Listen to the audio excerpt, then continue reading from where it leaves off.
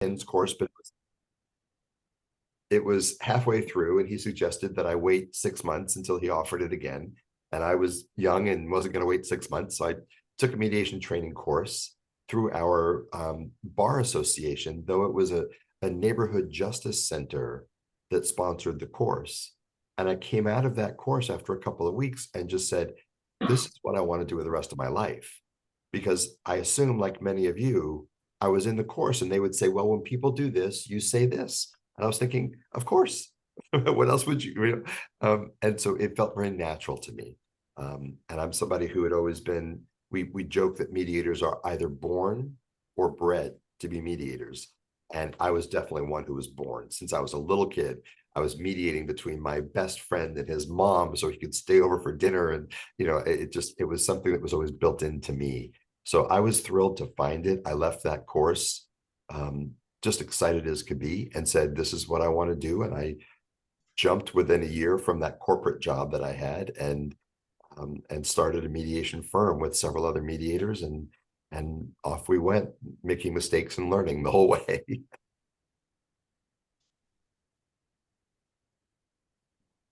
Please, anyone who has questions, please feel free to come in.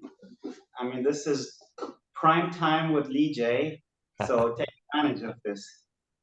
So while you're setting up for your next question, Jacques-Christophe, shortly after I started as a mediator, we launched a program in our court system here that allowed judges to order cases to mediation. They were only supposed to order them if they were below a certain dollar threshold, which was $50,000. And if they were above that, then they could recommend. But most of the judges said they had too many cases on their docket. Our judges had at the time 650 cases at once. So Judge Irvin up in Sierra County just fell over. And they said, hey, wait, if I send all of my cases out to mediation, only half of them come back, then that's good for me and good for the court system. And so they started using mediation in tens of thousands of cases a year through the court system. So it became more legally oriented. It started to look more like a settlement conference, just trading dollars back and forth and not much else of what we might consider real mediation. But that was how it launched here, and we got a lot of experience that way. I see a question. Yes, thank you, Lee Jay. That's a very good introduction to the next question I would have. Actually, in Switzerland, what we would like to do as a Swiss Chamber of Commerce and Mediation, or each group working on mediation, because we are all passionate about mediation, is actually to generate leads, meaning that we all have opportunities to mediate because we are so passionate with it. It's a little bit of pity that today we don't have enough lead. So what would be your let's say feedback or recommendation how to make sure that the market understand actually the benefit of mediation? What would be actually the business breaker? What should we care about? What would be the channel to investigate in order to promote mediation? So it's a long question, so sorry for that, but very open. So choose whatever you want from different angles to answer based on your highly appreciated experience. Thank you very much. My pleasure. Thanks for the question. So the great Buddhist monk Thich Nhat Hanh had a quote that I'm going to stumble through, but it essentially said, if we try to reach the ocean as a single drop, we will surely evaporate. But if we go as many drops together, we can form a stream and feed the ocean fresh water, right? So I've always taken that in a marketplace where we're trying to advance the cause and the awareness and the understanding around mediation. I've always thought it best if we all do it together as a group in an organized fashion. We share the burden, we share the exposure, we support each other. And the fundamentals are simple and straightforward. There isn't any magic other than the people coming out of mediation telling their story and how wonderful it was for them. Obviously, with it being confidential and people not wanting to air their public disputes, that's difficult. But I just putting an entrepreneurial hat on, I can imagine almost the association having a YouTube channel where people might come on and say, I had a very complex business dispute. It had been in litigation for 3 or 4 years, if it had, or whatever. And we sat with a mediator and we worked out something that surprised everybody. It worked for all of us. The mediator talked to us each separate, just 30 seconds. But if you had 50 of those, then that would give you a resource to share with other people who want to know what it is. But more practically, it's about writing articles in all of the legal and business publications, which are many, right? And it's about speaking and presenting to different legal organizations and business organizations and all of that around the country, both outside counsel at private law firms and inside counsel within the big companies. I'm sure they have associations there of corporate counsel, we call them here, who all get together and are always looking for speakers or panels. And one of the things I recommended to actually the group in Santa Barbara, who was trying to perpetuate mediation in that part of California, was there were 12 of them that I was speaking to. And I said, imagine if you set up a calendar and each one of you wrote an article twice a year, and you staggered it so that every 2 weeks there was an article in a legal journal about mediation. And a brilliant editor said to me way back at the beginning of my career, 28, 29 years ago, she said, I publish the business journal in our town, and I heard you speak about mediation, and I'm fascinated with it. And what I want from you is 500 words once a month of what's the problem and how did mediation resolve it. So of course we leave all the names out and protect anonymity, but it was, here's another application of how mediation works in this kind of a dispute, in that kind of a dispute. And at the end of that year, everybody in that local chamber of commerce had read those because they were short and entertaining, I hope, and they understood what mediation can do for folks. And so it's about public education, it's about marketing, and the combination, the intersection of those two. And what you'll find, no matter how fresh you may be off of your training, what you'll find is that when you're out there giving the talk or writing the articles, you become the expert because they don't know 20 mediators yet, a lot of them. And so you become the one that they know, and that you're the expert who wrote the article or who's giving the talk that they heard from. The other thing, just to take that a step further, we formed in the Southern California Mediation Association that covers the entire southern half of California here in the States. We set up an outreach committee for public education and a speakers bureau, we called it, where everybody on the committee was willing to go out and give a talk about mediation. And we had all of the local service organizations.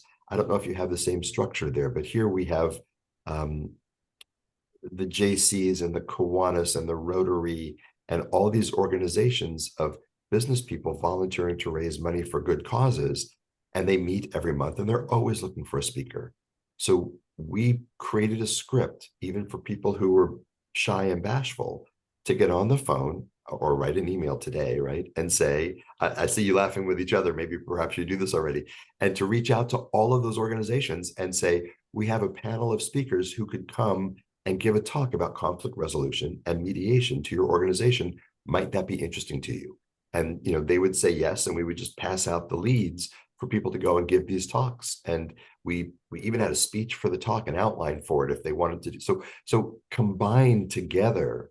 We had the critical mass. We met twice a month, and we made sure we had regular meetings. We were advancing the cause every time we met, and we were just out there pushing the message into the business community, the schools, the hospitals, everywhere where mediation would fit. And then all the nonprofit service organizations trying to do good for the community, who were also mostly business people.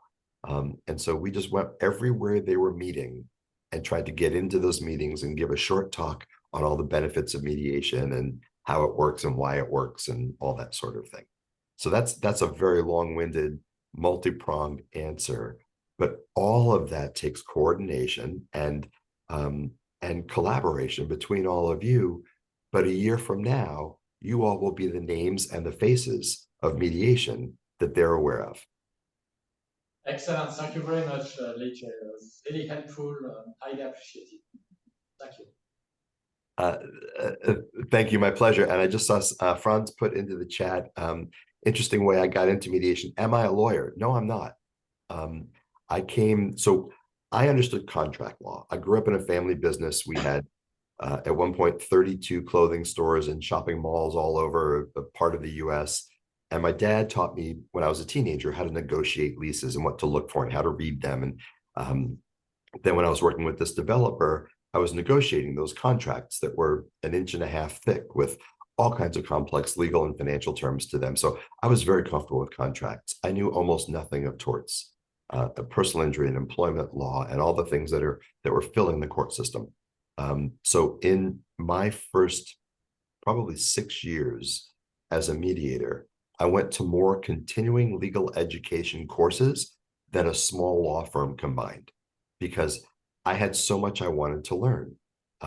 Employment law, where somebody is harassed or discriminated against or wrongfully terminated in the workplace, was very, very big in California. It was just exploding in the mid 1990s. And I kept getting asked by the attorneys that I was mediating for, can you come do one of these kinds of cases for us? So I went to employment law updates put on by law firms and bar associations, probably 8 a year over all that time, because I wanted to understand the language. I wanted to understand the current case law that the lawyers would be talking about. I needed to learn legalese as a second language. And I wanted to camouflage myself into that world so that I could actually speak the language well enough and be articulate enough about the law and the evidence and everything else that they would think I was one of them. Now, that's a choice I made because I wanted to go the direction of business disputes and litigated cases. And in order to do that, my perception was that I had to make them comfortable that I could speak their language. Even so, as a sideline to that, the way I marketed myself in that arena, being a non-attorney in a litigated case marketplace, I wouldn't do that today, by the way. I would go a different direction. We'll talk about that later.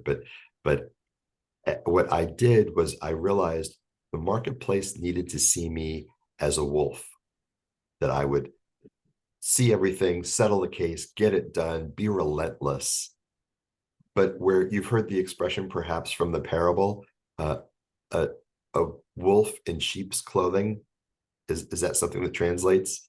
That was the old adage: the wolf would sneak into the middle of the sheep pack dressed like a sheep and then throw off its dressing and attack the sheep. I'm a sheep in wolf's clothing. And what I mean by that is, to the marketplace, I'm a closer. I understand how their case is going to play out at trial. They know that I can get this thing done, and that's what they're hiring. But the way I go about doing it is much more, I think, like Ken Cloak. I ask provocative questions. I have them think about things through different perspectives that they haven't thought of before. And I approach it in a way that's very different than how retired judges and long-term litigators might tend to think. I don't go first to the legal lens. I go first to the business lens. And when two partners are going to dissolve a partnership, I don't think most judges ask them, so what's going to happen to all of your employees and all your clients? You know, if the two of you divide, who's going to own the clients and how are you going to work that out? And they go, oh, we didn't think about that. And then what about the employees? Well, they're going to follow whichever one of us has the clients. And how's that going to work? Are you going to compete against each other? Is that what you're telling me? Or are you going to do different things? And can you help collaborate even after you've divided the partnership? And, you know, all those kinds of questions that help them think of the business lens in addition to the litigated rights and remedies and entitlement that they have. So I think it's important to bring all of that to the table. And frankly, if I were a business litigator, I would want to go get an MBA or hang out at the Chamber of Commerce or somewhere where they're talking about business issues. So I became fluent in that as well as the law as it relates to business cases. I think regardless of which side or which lens that mediator comes from, and I don't want to preclude the psychological lens and the people skills also. So whichever of those buckets somebody comes through originally to becoming a mediator, we all know, and the public needs to be educated, that a complete mediator can do all three. and can speak in all three languages, can recognize the people issues and the brain that's triggered on conflict and the relationship issues that are getting in the way of resolution, and the business impacts of any kind of settlement we're talking about, and the legal ramifications if we don't settle, and how bargaining within the shadow of the law affects that case and what a jury would do with it and so on.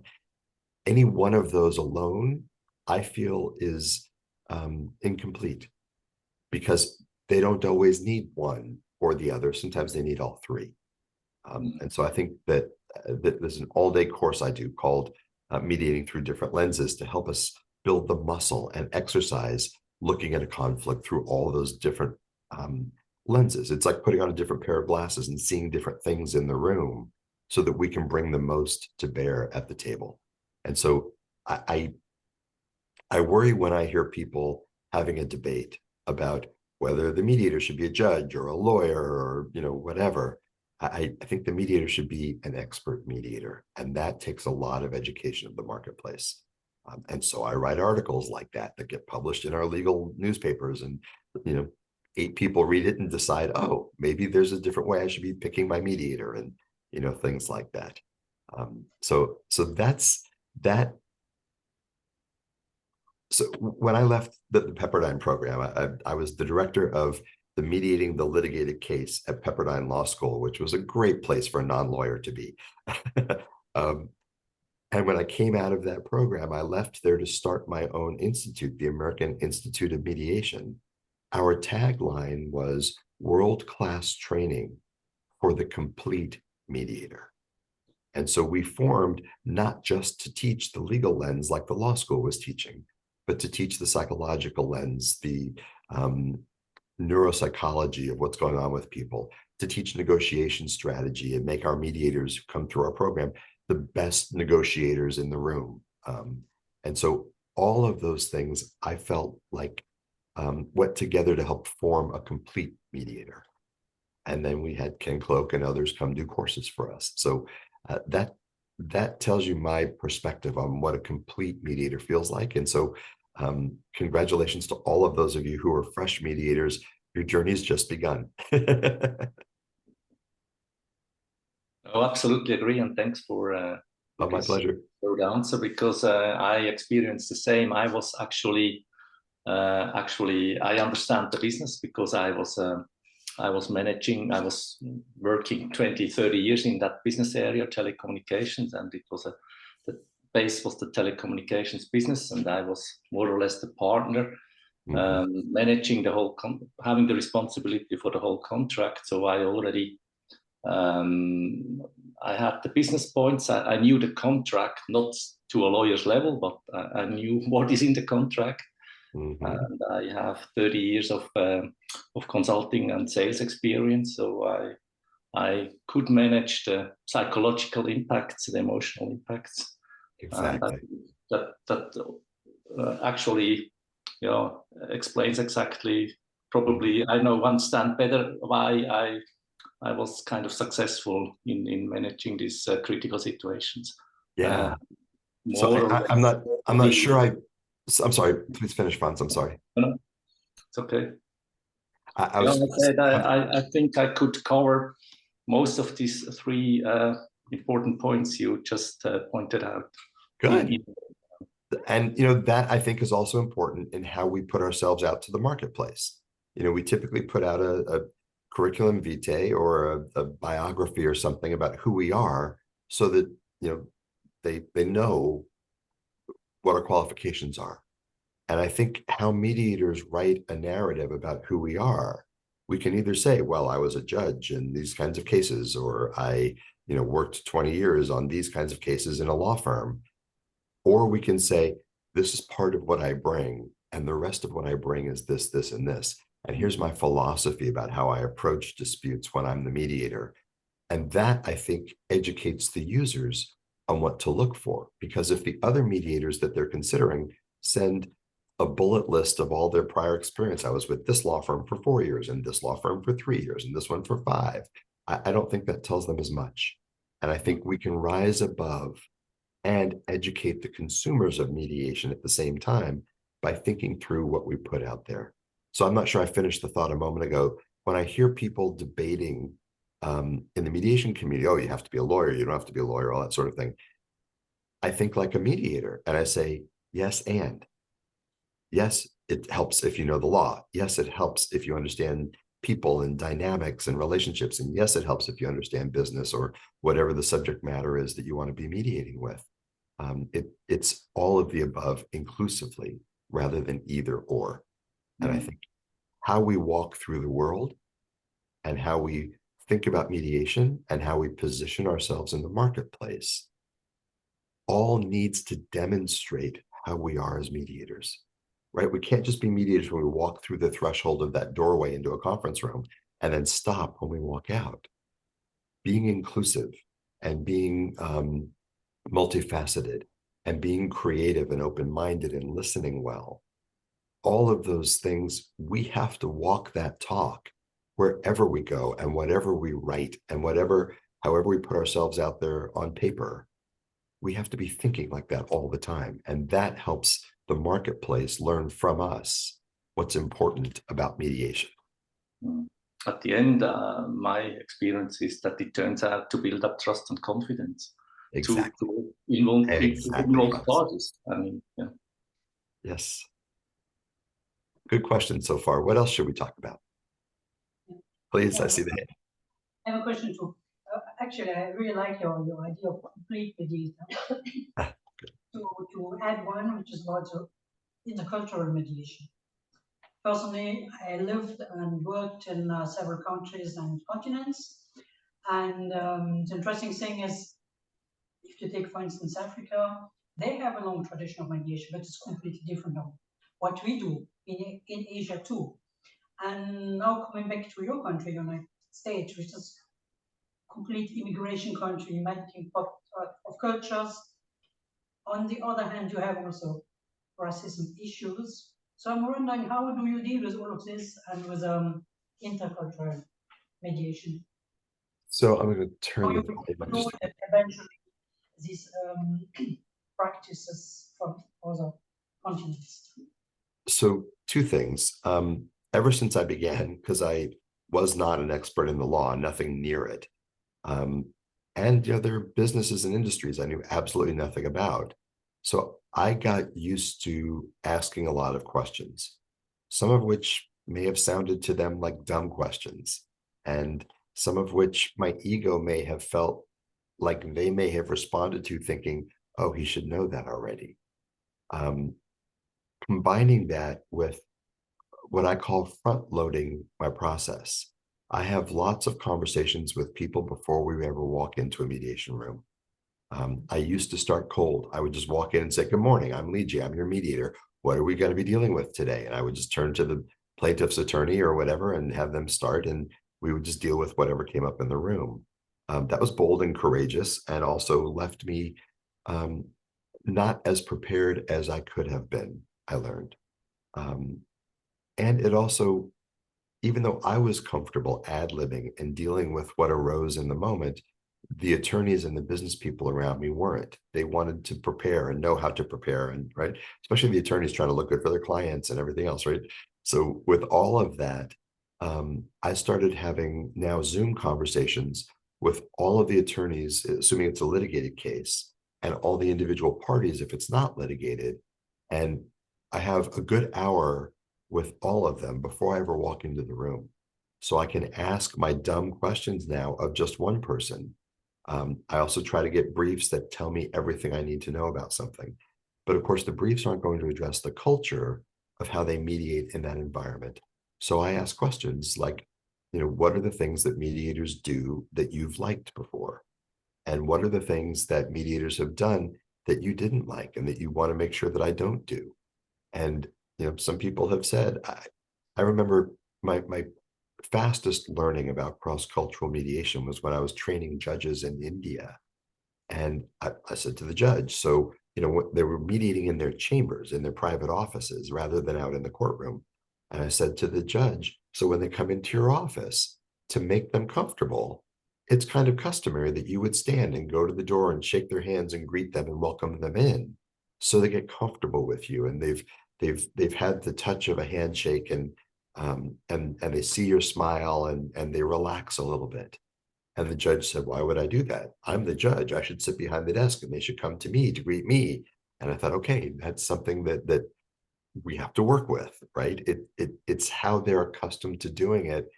And class and caste is very important in their culture. And there are some things that would go against the grain of that in their norm. And so we had to work with that. We had to incorporate how that could work best. And there are all kinds of cultures that I needed to learn. I watched them there, where English is the language of the educated, and Hindi is the language of the poor and the uneducated, all stereotypically, of course, right? So the judge would speak in English to the lawyer, who would speak back in English to the judge. And then the lawyer would turn and speak to the client in Hindi, and the client would speak back to the lawyer in Hindi, and then the lawyer would speak in English back to the judge again. And I'm sitting watching this thinking, this is an interesting phenomenon, because I'm pretty sure, watching the heads nod, that the clients understood English. And I'm pretty sure that the judges understood Hindi, but it was still part of how they needed to do things. And at one point, a client was having difficulty understanding his own lawyer, and the judge looked at him and just goes, oh, and then blurted it out in Hindi to the client so he'd understand, and everybody's eyes went like, oh, that was so unusual or improper or something. So I tend to just watch and learn as I go, and I tend to ask a lot of questions up front about what makes people comfortable or uncomfortable. I try to be as approachable and polite and deferential, I think, all of which are elements, natural elements of the Swiss culture that make people comfortable. So they can say, excuse me, we don't really do it that way. Or they can say, I'm not used to being asked that question, in front of everybody else. So, things like that would at least tell me, guide me if I was into places I shouldn't be, or something like that. But there's one more thing about cross culture that I find really important. It's not very politically correct to say this in our country, because everybody here is trying hard to be aware of all of the other. We're American, and by and large, we're as a country, we're somewhat ignorant about international cultures and everything else. We're isolated geographically. We don't travel as much as Europeans and Aussies and Kiwis do, and all of that. I think we have much to learn about culture, as I think we know a fraction of what most Europeans know about other cultures and other countries and working across borders. And yet my philosophy about it is we have to have our antenna up, receiving every nuanced signal all the time, because I'm sure you all can relate. You can have two children who come from the same parents and grew up in the same house and went to all the same schools and come out of the same university and be as different as night and day. Right? And so to me, right, to me, that's a cross-cultural dispute when they have a conflict, right? One has a culture that says, I need to be safe and not have you telling me what to do. And the other one says, you need to learn the rules so you can get by in this world. And, and that to me is a cross-cultural conflict, even though they have the same genetics, let alone the same, color skin and, shaped eyes and all that sort of thing, right? So to me, I don't care who's walking in my room. I'm trying to learn their culture. Even if they look just like me, even if they talk just like me, I don't assume their culture is just like mine. I try to learn who each person is and go in with a clean slate and my antenna up to receive all the signals with every single person I'm meeting. That's part of why mediating is such hard work. I mean, you all know the feeling where you leave one perhaps caucus room and you go down the hall into the other caucus room and you almost have to speak about the case in a different language, right? One side says this is extortion, and so you've got to recognize that and say, I know this is hard for you to pay, and yet still it's the wiser answer because, right? And you go in the other room and they say, we've been so victimized by them, and you have to go there and say, and so what's going to make this better for you, right? You have to meet them where they're at and understand their orientation to the world. And I think that's culture. And I think a cross-cultural dispute can happen in any and every possible arena. And it's our job to adapt and meet them all where they are so that we're adaptive. Any chance you follow baseball much in Switzerland? I don't know if it's a sport that makes its way there. Not so much. Not so much now. Okay, all right. Well, I think in any sport, you sometimes have one person's whose job it is to do one thing on the field or on the court all the time, right? And you have someone else's job to defend the goal, or whatever the different positions are. And I think our job is to be adaptive and to be able to slide into each of those positions when that's what's called upon from us, rather than saying, this is how I do it. I swing the bat this way, or I only charge the goal every time I get the ball, or whatever it is. And you have others who just pass the ball really well and don't look to score themselves and things like that. I think we have to do whatever's needed of us. And so my stance, my posture, my mindset when I walk into a mediation is to be responsive and adaptive, figuring out what every person in that room needs from me. And that includes the lawyers, it includes insurance adjusters, it includes everybody. So I don't mean to sound repetitive to the complete mediator piece earlier. This is more about me when I'm mediating, walking in a room. And so if people are from different countries, I want to understand that culture, and I want to understand how they need things done and how I can do that way for them, rather than saying, oh, let me just teach you how we do this here, because that doesn't invite them in. Just an additional question, short one. So I understand that you said you always have a discussion before with each party, maybe also by Zoom, which means that even if you do a group mediation, you will speak with every part before. Because I met some mediators who said, well, if I'm in a company and have a group mediation, if the group is too big, I will never speak with the people before. So I'm not sure I heard the question. I'm not sure I heard the question completely, but what I would say is, have a group mediation, let's say, with many people, you will always discuss with each person, or personally or by Zoom before, to be able to understand its culture and what they want about it. So which needs quite a lot of time if you have your own. So I would push back to always and every, because again, I'm adapting, I'm fitting my process to the purpose. So for example, I did a mediation between a symphony orchestra with 107 members and their 10-member board of directors who ran the program. And the orchestra members were all the musicians. The conductor and the music director who was between them had been fired by the board, and the orchestra was threatening to quit and disband, so this community would never have an orchestra again, or at least not right now in the present tense. I couldn't have met with all 90 or 107, sorry, of the orchestra members. That would have taken months, right? So what I did was I said, we're going to invite all 10 board members, and I want 10 representatives from the orchestra. And I spent a half a day with each. And the half a day with the orchestra, I said, I don't want just 10 who are all aligned in their thinking about the director being fired and about disbanding the orchestra. I want representation from all the different viewpoints, people who hated the music director, people who loved him, and people who don't care and just want to play, and people who are tired of the politics. And like, give me 10 people with divergent viewpoints. And then I met with all 10 of them together. And then I met with all the 10 board members together. And then I brought them in for a mediation. But because it wasn't a litigated case, this was about just keeping the orchestra intact and wanting to continue to perform in the community.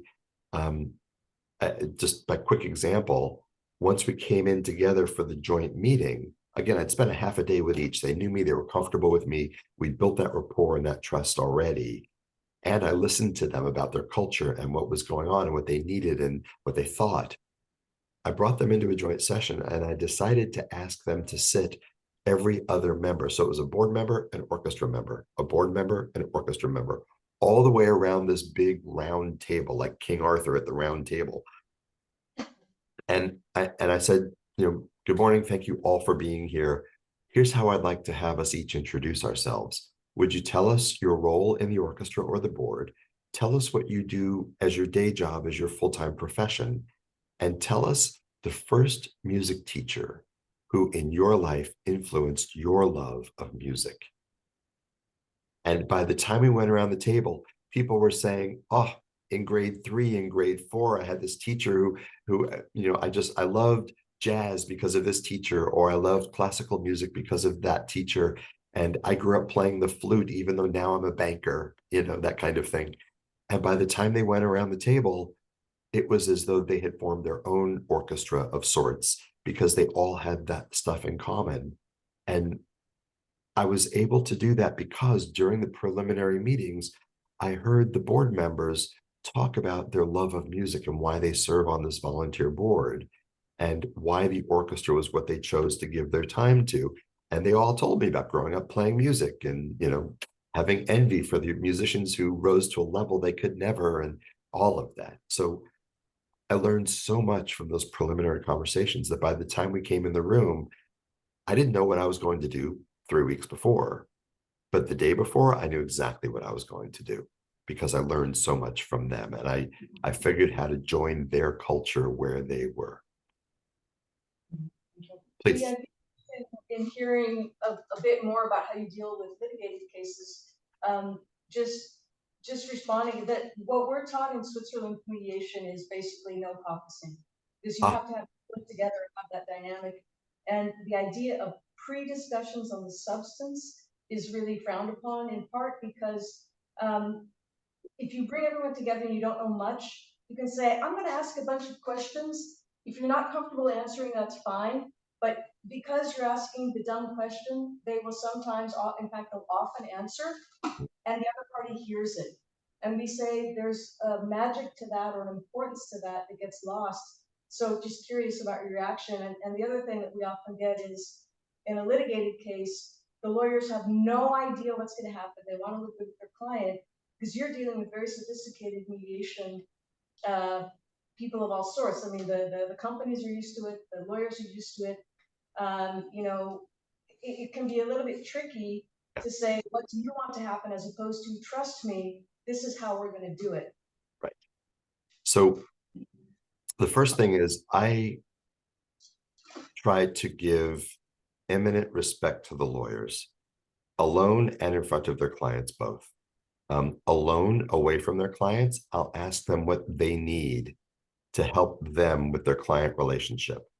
And sometimes they'll say, I've been telling my client this isn't a strong case for months now, and they won't listen to me. So maybe if they hear it from you, they'll believe it, right? Other times they'll say, no, my client is right and everything is, they were wrong and I'm going to get them millions and millions of dollars and, all that sort of thing.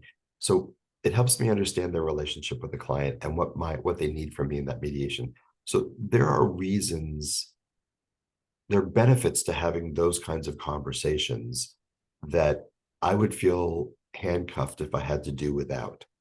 And yet, because of when I started, when our mediation marketplace in Los Angeles was brand new, and I would go to a bar function and say to people, I'm a mediator, and they would say, oh, so you're like an arbitrator? And I'd say, no, actually, it's quite different. And they'd invite me to have that conversation with them. So we were teaching them what mediation was. Now we're at the full other end of that spectrum, where the lawyers coming in front of me, several of them have done over 1,000 mediations as lawyer advocating with a client in a mediation, not as mediator, right? So they know how they want the process to go because they're so sophisticated and they will flat out say it. So I'm willing to adapt to whatever situation works best. The one I describe works best in my marketplace because we've convinced the lawyers here that that having private conversations, private caucuses before and during the mediation is what the process relies on. We also have a problem here that that I hope doesn't spread beyond our local region. But here with all of so we had a very low threshold for people to get onto our court mediation panel.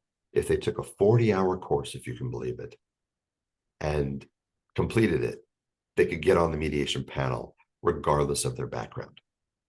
So we had massage therapists and manicurists who had taken a 40-hour course and were mediating cases in our courts.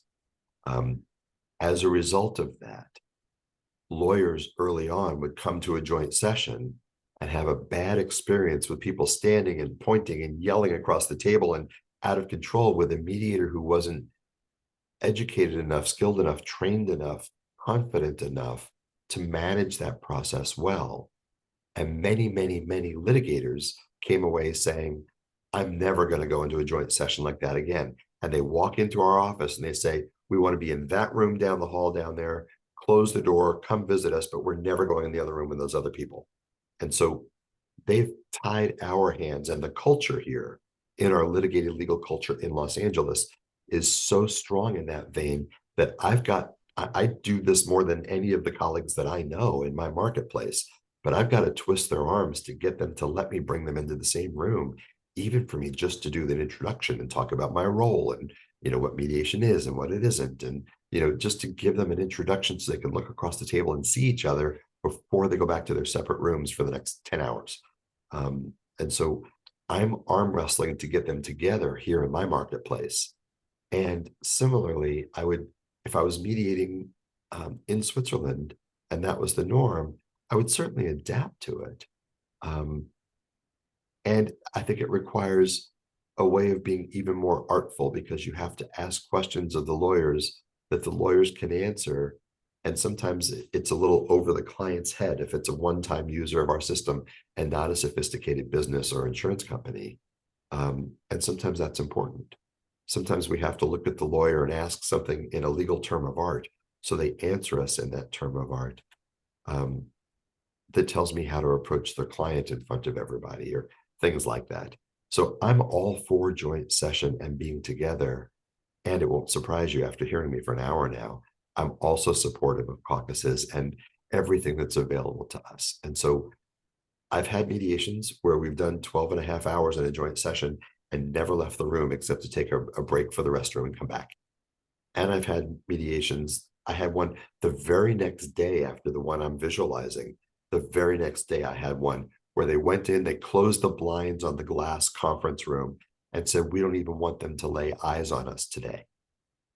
And that's because they had a celebrity client who wasn't there in person and they didn't want the other side to know it, but they never laid eyes on each other for 13 hours.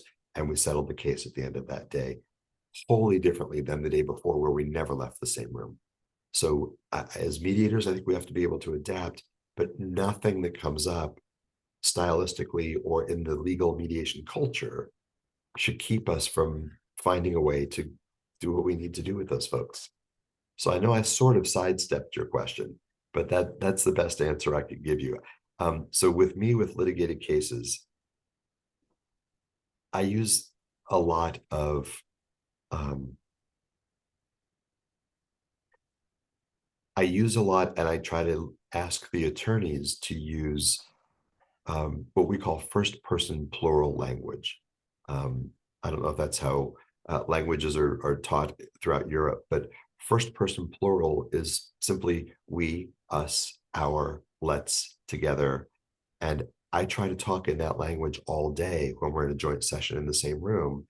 And when the lawyer says, well, we think this, I try and water that down a little bit by saying, I understand that's one way this case can absolutely come out. And if I ask the other side, I know they're going to tell me it's going to come out a different way. And what I want the clients in the room to hear, the business people or the individuals or whatever, is even these two lawyers who are both well-regarded, highly esteemed, very experienced, come out of great law firms and great law schools before that, if they can't agree on what's going to happen in trial, how can we make any assumptions about that? And so I look for, especially in a joint session, and reach for any doubt and dissonance that I can inject into the confidence they have about their positions to make them go, oh, yeah, that's right. This guy across the other side is also paying hundreds of thousands or $1 million or $2 for a good lawyer also. And there's a chance that this thing could go, in a difficult direction. So I say those are important things for us to know as we start this conversation. But our job today isn't to arm wrestle over what we each think is going to happen in front of the judge at trial. Our job is to acknowledge there are a variety of outcomes. And then I'd be very specific to the case. If this piece of evidence gets in, that's going to lead the jury or the judge to think this direction. And when they hear this testimony, they're liable to think about this in relation to the case. Those are swings that we won't know how they play out until we see how this client is going to hold up under the scrutiny of cross-examination on the bench. And that gives us an opportunity here today to see how everybody conducts themselves in order to help predict how it might play out in the court of law. And that's not our whole job today. Our job is to start with that foundation and that analysis and evaluation of probability, and then to figure out how we want to make a deal today with each other to avoid the risk of that. Today, everybody's looking to buy their certainty. And so I just introduced the process in that way that outlines what we're here to do and what we're not necessarily here to do. The other thing that I do in my very introduction, right after good morning, is I say, let's talk about how this process today is in a joint session, how this process today is different from the litigation process that you're in the middle of right now. So litigation is a forensic process, if you think about it. It looks at something that's already happened and tries to analyze what was intended, what was said, what was written, what the damages are, who's culpable, and it looks at it with a hindsight vision and tries to decide about that. For today's purposes, we start with that. We'll look at the case and we'll analyze it and see what a court is likely to do with it based on all of the briefs and the case law that you've provided me with and that I know you've shared with each other. But today, our job is different. Today is about the present tense and the future tense. Today, the only thing we can control is where you go from here. So that analysis of the case is foundational for our discussion, but it's not the discussion we've come together to have today. You can have that one in front of the judge or at trial. We start there, but today we're building an alternative to that. And that's my understanding of why you're here and what I'm here to help. So I'm just doing all of that as groundwork to help move them into the deal side of things, if that helps. I know that's very basic sounding, and it's what we teach in beginning mediation classes. But I think attorneys and their clients need reminding of that when they walk into the room, because they're so ready to put the armor on and grab the sword and the shield and fight over who's right. And we can do that all day long, but we're not going to make that decision in the room. Lee Jay, I would have one question. I apologize. Really, my connection is not stable, so you don't see my face. Okay. You've been talking about, or let's say altogether, the discussion as I following it. It is about respect. It is about trust. It is about culture, interculture, etc. You were also talking about closing in the parties 12 hours until you came to the resolution. Yes. And it is exactly this element of time.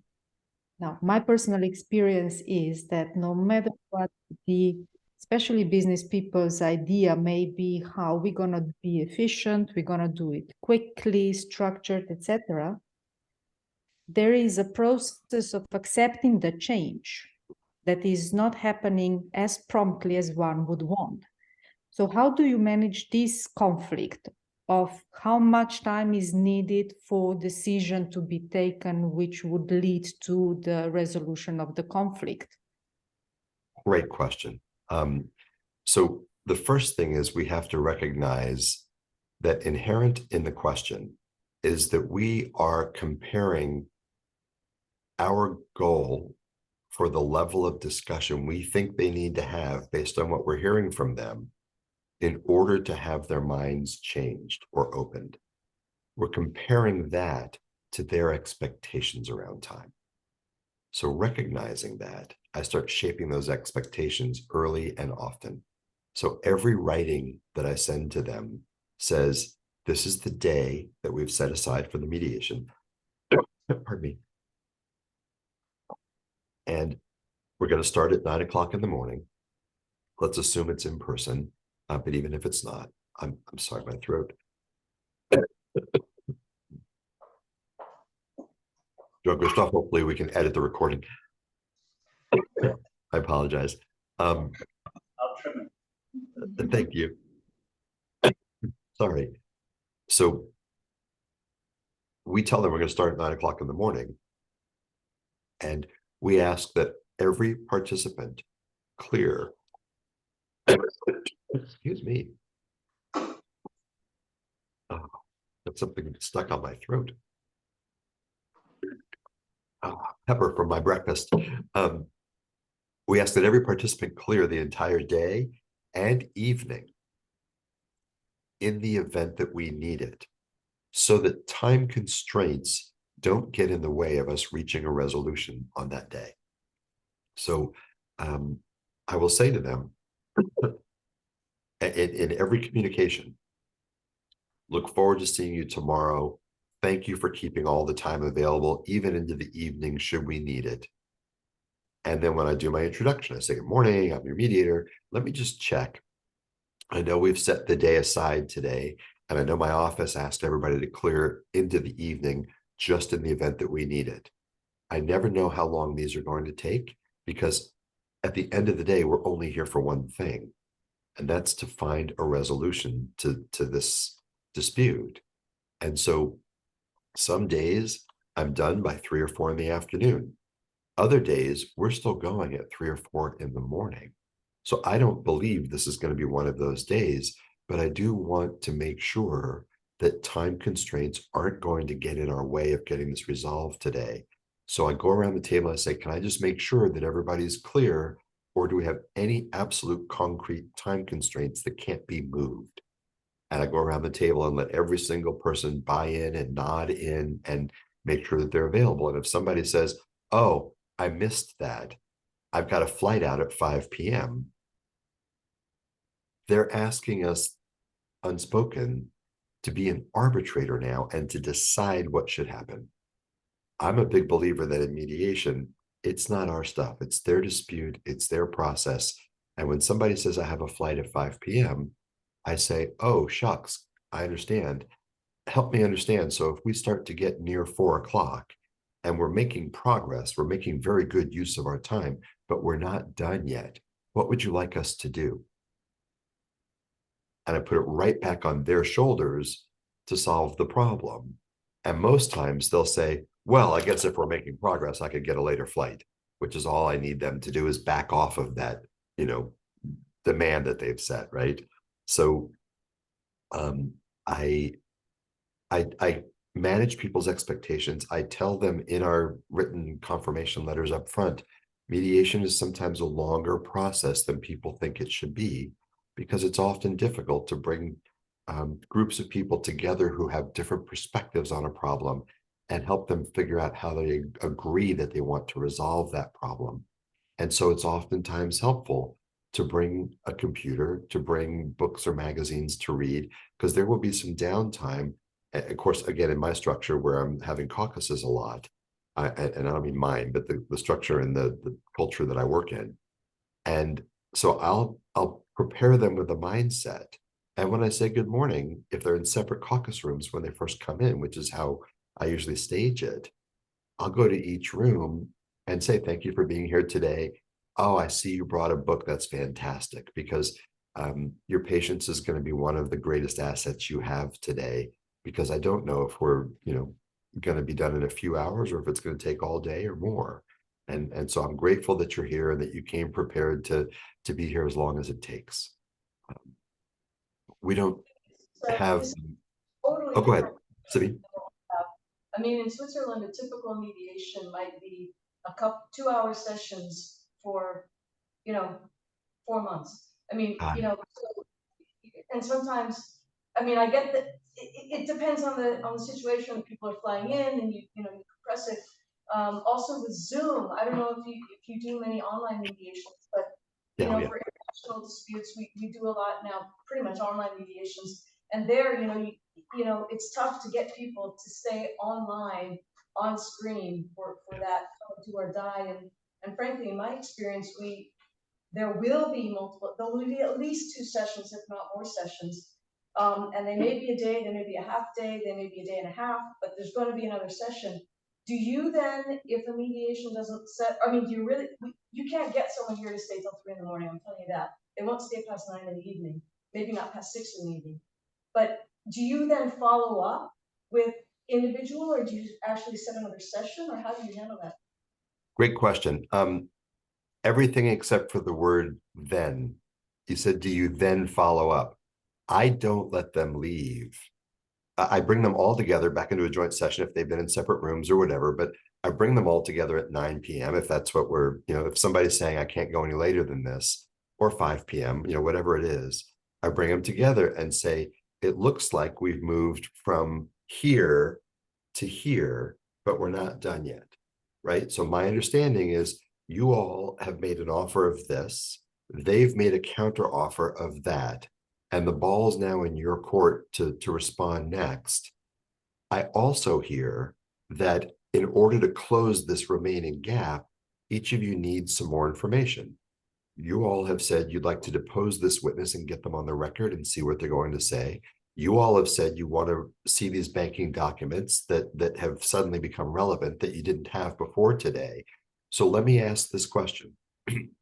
How long do you think it would take to do those two things and have time to process and evaluate the deposition and the banking records so that you'd be ready to come back and continue this conversation? But it's not the end, right? We're going to continue this conversation. How much time would you need to come back and feel more confident about continuing this conversation? And they'll usually tell me 6 weeks, 8 weeks. And so I'll say, okay, so today is the end of November. Let's figure it's like the 1st of December. It sounds like we should be looking at the first week in February. Does that make sense? And they'll say, no, with the holidays, it's probably better if we look at the 3rd or 4th week of February. I'll say, great, let's all open our calendars now to the 3rd and 4th week of February. Let's pick a date and a time. We'll meet right back here or right back on the Zoom station or whatever. And let's set it right now. We confirm it. We lock it in right there before they leave. And now we know what the next steps are. So I'm very directive, even sometimes heavy-handed in how I administer the process. I do that end of that unresolved mediation when time has run out or we can't get closer until we get more information. So this is why I believe I've written impasse as a fallacy. I don't think that's where we stop. We just push the pause button and we say, we'll come back in 8 weeks. Here's what I understand is going to happen between now and then. And by the way, it's my understanding that's all the discovery that's going to happen, just these two things between now and then. And in 8 weeks, we come back and get their buy-in because they want to be saved from sliding back into litigation most times. Assuming that we don't have lawyers who are self-interested. Most people are like, look, we're getting there. We're just not there yet. And they're looking to us, I think, to keep them on this mediation track and not let them slip back to the default of more and more discovery. So I run that like a judge would run a case management conference. And I direct them, sounds like you're telling me this and this and this. And so how does, February 4th, does that work for everybody? Great. 9 a.m. February 4th, my office will send out a notice. Let me know if anything comes up between now and then. Otherwise, I assume that deposition is going to take place and those bank records will be produced and you'll have an opportunity to, and so I lead them in the direction and don't get much resistance. I have to tell you, I've almost never had anybody say, no, that's not going to work for us. So they'll follow that because they want to be led down that path of mediation and what's next. And they trust us by that point because we've spent a whole day with them. And as long as we're still optimistic, they'll take their read from that. And so that's how I handle that kind of a situation. I do love 2 hours every other week for 4 months. Here, we do that mostly in family law because the emotions are really high, and you have people who are going through a sort of, hopefully, a one-time experience. So they have to go talk to their attorney outside of the mediator's presence, or they have to go talk to the tax accountant, or whatever it is, to figure out answers to the questions and to get more information between sessions. And they actually do more work between the sessions than in those 2 hours. But in the commercial world, we usually, everybody flies in, or we lock the day out for Zoom. Jean-Christophe. I was wondering, because you were mentioning family mediation, for you, what importance does, I say, sector-specific specialization have?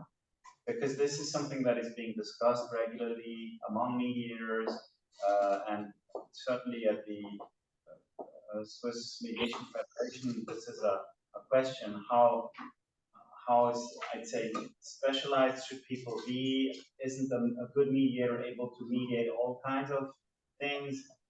I think it has to do probably with the credibility you can provide to clients. But what's your take?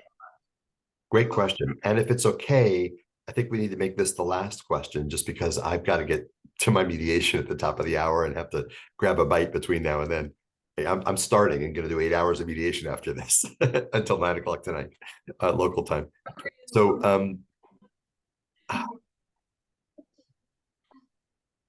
how to answer? I'm sorry, I got so distracted answering that piece. Remind me, Jean-Christophe, say it one more time for me. What degree of specialization should be? And maybe, since it's the last question, if I may, what is keeping your internal flame burning after all these years in mediation? Aren't you getting tired of this? I know you're passionate, but maybe this would be interesting too. So thank you for that question. I am so not tired of this, but so many of my colleagues are, and I'll tell you why. I think specialization blends perfectly with that other question, because I have many, many friends who have expertise in, let's say, employment law. They tried employment cases for 15, 20 years. Now they've been mediating them for 10 or 12 or 15 years. And that's all they do every day. Every day they get up and somebody else has been harassed in the workplace or discriminated against or something. And that's all they do every single day, 3, 4, 5 days a week, whatever it is, for all these years. And I think that would be tiring for me. I couldn't do that. And yet, the legal marketplace is very specialized in our market in Los Angeles. We have very, very specific, narrow practices where lawyers get up and do nothing but that one thing all day long. And it's just, a particular kind of a case. I mean, we have plaintiffs' lawyers, for example, who will go around to all the car washes in all of Southern California and sign them up as clients because they're not giving them their proper meal and rest breaks in their 8-hour schedule and all of that. And so they have 30 clients that are all different car wash, employees all over the city. And like, that's all they do all day long. And we have certain mediators who just mediate wage and hour disputes like that, And so it gives the market more credibility in that niche if your specialty aligns with that niche and that expertise. There's no question, the more specialized you are relative to the case they're trying to bring you, the more credibility you're going to have. Between us right now with the door closed, and just those of us who are sworn to secrecy on the internet, yes, a good mediator should be able to mediate anything. There's also a challenge that no one talks about a mediator being too much of an expert in one area, where they're bringing so much of their own substantive knowledge, maybe more than one or both of the lawyers, that almost gets in the way of them helping the people find an agreement, right? But I have decided in my marketplace, I don't want to do just one kind of case. And I get pulled by regular clients to do cases in different areas. And so I've identified sort of 5 buckets for me. I'm rebuilding my archaic website. And the first thing that's going to happen is when they come to my page, it's going to say 5 different areas of practice, and they're going to click on that. And when they click on real estate and construction, it's going to take them to a very specialized CV with case examples of all the real estate and construction cases I've mediated over almost 30 years. And they're going to see me as an expert in that arena. And if they want to go to employment law or entertainment law or business litigation or workplace, like they're going to find all of those things where it looks like that's what I'm an expert in. So again, I know I can mediate almost anything you put in front of me. And I still want, if they're looking for expertise, I want them to be able to find that, because the marketplace, I think, gravitates to that. So it's a tough question. I think, I guess when I arrived at it as a compromise, right? I've got a relatively broad practice. My hope is that when they come to that new website and click into their specialty, they won't be distracted by the fact that I also do these other kinds of cases, but they'll see my expertise in the kind of case that they're seeking me for. Because I think the market needs that. But yes, in terms of skill set, we're dealing with people, we're dealing with their positions and their interests. It's fundamentally, we should be able to drop into any dispute, parachute into it, and go to work. And that's hard to sell in a mature marketplace. In a younger marketplace where mediation itself is a specialty, that makes more sense. But my experience in Los Angeles, we started that way. It didn't last very long. You know, people immediately would say to me, "Oh, you're a mediator. What kinds of cases do you mediate? Do you ever do this kind of law? And what's your experience with that kind of law? And how many cases have you mediated in that kind of law?" And you know, that's what they want to know, because it's what's familiar to them. So it's a blend between leveraging our skills that can go anywhere and showing the marketplace a certain level of subject matter knowledge, substantive knowledge that they can connect to. Oh, and burnout. What keeps me going? The people. Every single day, the people. I'm about to get on an elevator and go downstairs to the hotel meeting room downstairs, where a colleague and I are co-mediating a family business dispute that includes their estate and inheritance and all of that too, with their elder parents and 3 men in their 40s who are their sons. One works in the business, one doesn't work in the business, and one just joined the business and was given shares of stock by the dad, and the other ones now aren't talking to this one because dad gave him too much stock, and he, you know, they're having fights over the ownership of the company, the operations of the company, because now they're working in offices side by side, not talking to each other, right? There's going to be litigation because the third one stormed out yesterday during the second of a 4-day mediation we sat with them, and said, "I'm going to sue you all," and stormed out of the room. So today we're going to see if he shows up and what we're going to do with that. So it's the people, it's the personalities, it's the complexity, the intellectual challenge of some of what's put in front of us. And every day is like starting fresh, because I don't do the same thing every day. You know, I do a lot of this kind of family business and partnerships and, you know, closely held businesses, but I also do a bunch of entertainment and a bunch of employment law and things on the side. So to me, it helps keep me fresh, to stay curious and stay interested. I'm never seeing them all the same, and so I don't get tired of them. Thank you so much, Lee Jay, for having shared and fitted us into your busy schedule. And please tell your clients that we wish them well with their challenges. I will. Thank you so much. Thank you so much for putting this together. I know how much effort it took. Lovely to meet you all. Thank you very much. Thank you.